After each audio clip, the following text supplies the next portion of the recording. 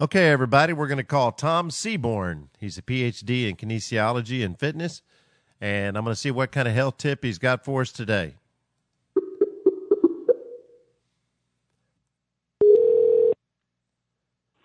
Tom Seaborn speaking. Hey, Tom, this is Jeff Overturf with WTFradio.me. How you doing today? Good. How are you doing, Jeff? Oh, I'm doing great. Hey, listen, what kind of health tip do you have for our audience today?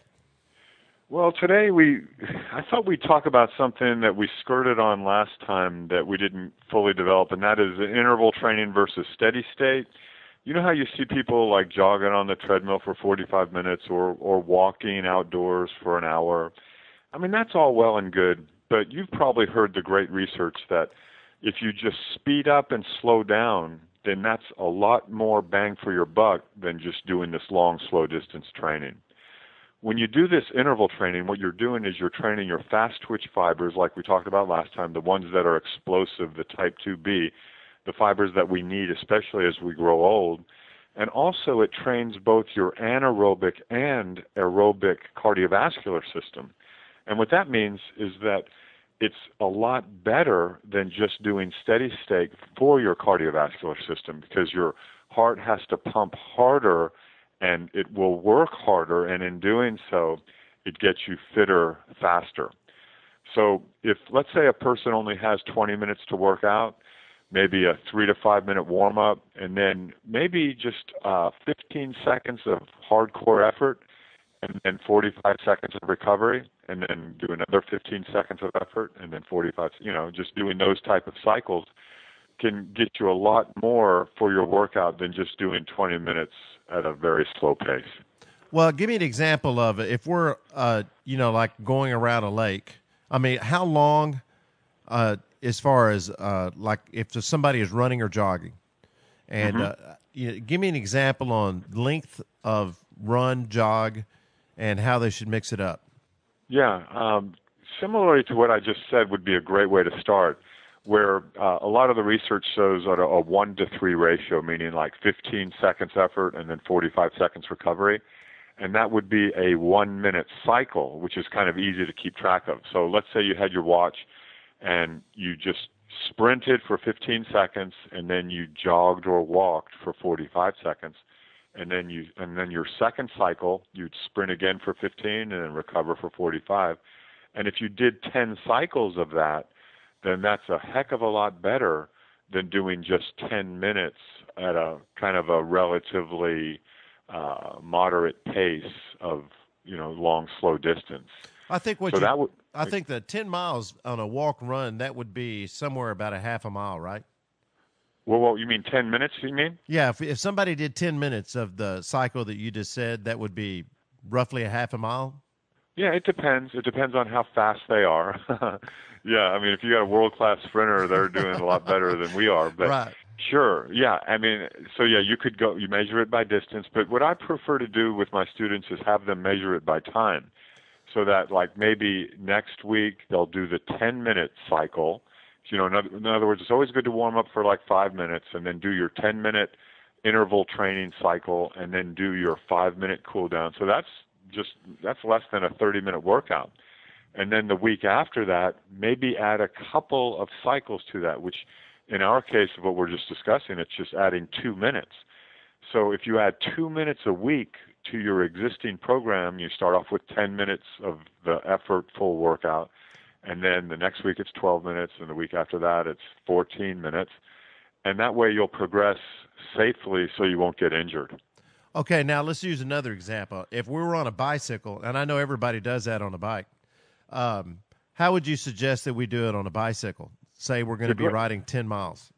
Yeah, the great thing about the bike, like we discussed last time, is that sometimes the intervals are already set up according to your wind and according to the terrain. Like if you have hills, you don't have to worry about it because hills will take care of your intervals. Right. Now, if you have a steady headwind, then that's going to keep you probably at a steady state because you'll find a gear that's not going to have you cross that anaerobic threshold. So what you could do with the bike is exactly what we did with the run, where it's 15 seconds of effort, where you're in a pretty heavy, hard-charging gear where you're huffing and puffing and burning, and then you recover for 45 seconds and then keep attacking it so that each minute is a cycle, just like we did with the running.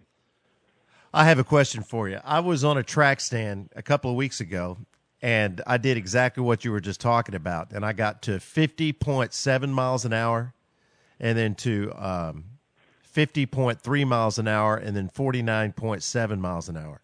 Now, yeah, that's on a track stand, and, you know, gravity's not an issue and everything else. For my age, is that good? Because I was like ecstatic. I'll just whip 50 miles an hour.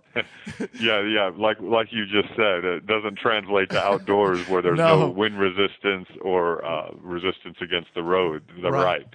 But, it's fun for the ego to see those numbers come across the screen. But, the reality, you look at a guy like Lance Armstrong or any of these other guys, professional cyclists, they can't even ride that fast unless they're barreling down a hill. So right, I know that. I know what you're saying about the road, but I'm talking about on a track stand. Is that like, can anybody do that? Yeah, I mean, well, you know what's interesting about what you're saying. I teach a spinning class here at the college, and I have the students occasionally come in who don't realize their anaerobic potential, meaning what they do at the Olympic Training Center to see if someone could become a professional or a world-class amateur cyclist is test their wattage, their power on a bike. And, occasionally I have these kids come in that don't realize they have huge genetic potential. So, yeah, I mean, this is a measure of your power output, but there's so many other factors, as you know. I mean, it's like, let's say, for example, how much do you weigh? That's a secret. Okay. And the only reason I brought that up is between power. It's between 260 and 240, depending on how many Dr. Peppers I've had that week. Okay. And the reason you don't see any cyclists that are professional in the 200 range is that they have the power to weight ratio. That right. In order to carry that weight up a hill, they have to have power, and so the less weight, the better.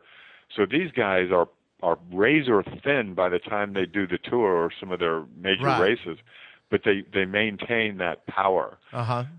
So yeah, that's what we discussed last time. It's one of the greatest sports in the world, cycling, because number one, it's non-impact. You can do it for the rest of your life. It trains both your anaerobic and aerobic power.